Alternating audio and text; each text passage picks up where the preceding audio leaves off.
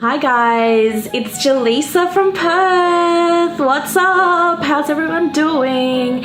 I just realized today I've been in Toronto for 24 days and I thought I should let you guys back home know like what are my biggest differences, like what are the biggest differences that I've noticed. So let's go. Live fast, die young, bad girls give it well.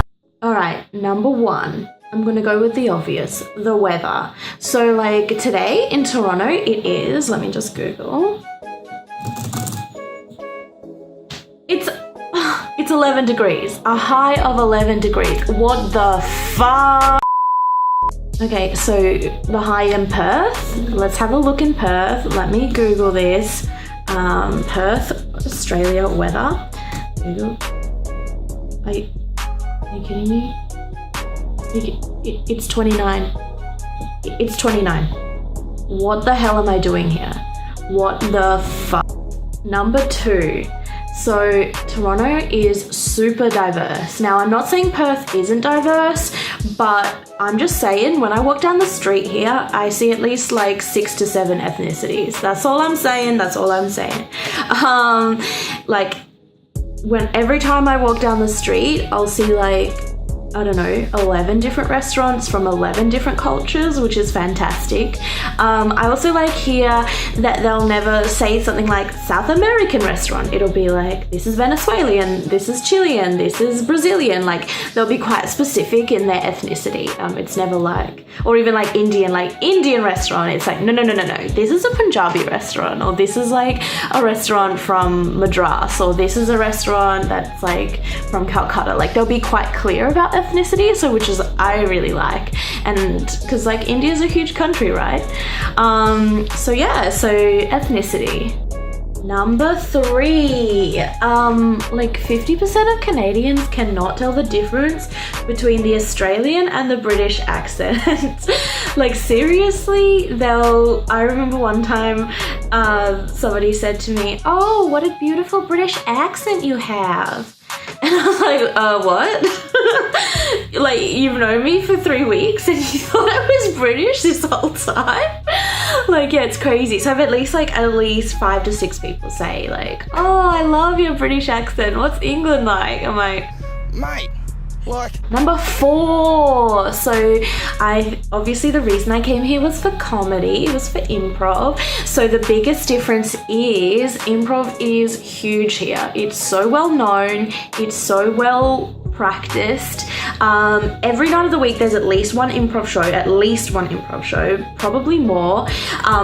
Every night there's a class, there's a jam, there's like improv related event, which I am loving and really enjoying. Obviously the stand-up here is huge as well. There's like multiple comedy nights happening in Toronto.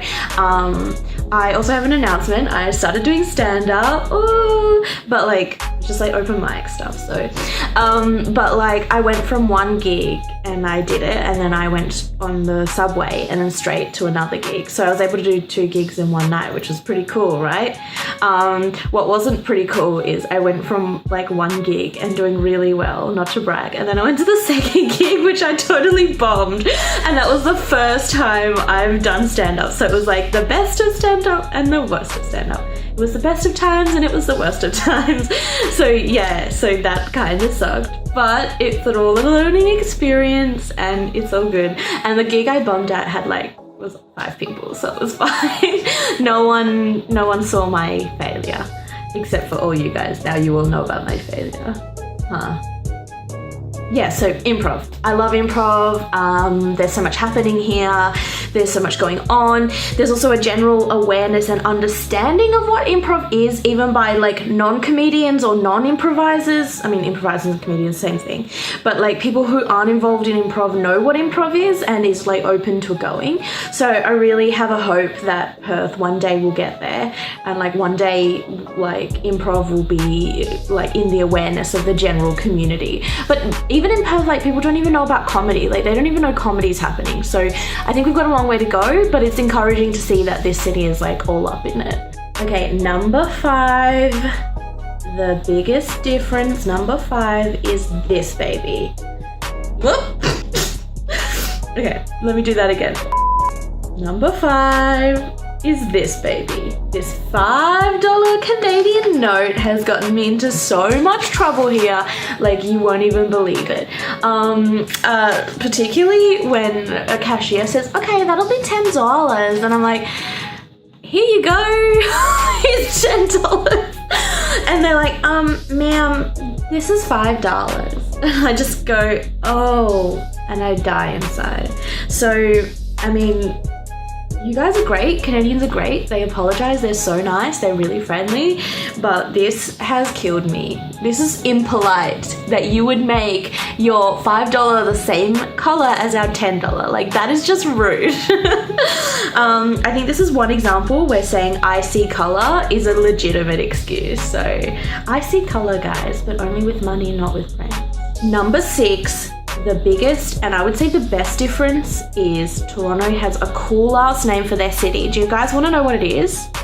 It is The6. That is the name. That is what they call Toronto, The6. Like, so many people have come up to me and be like, hey, welcome to The6. And I'm just like, what?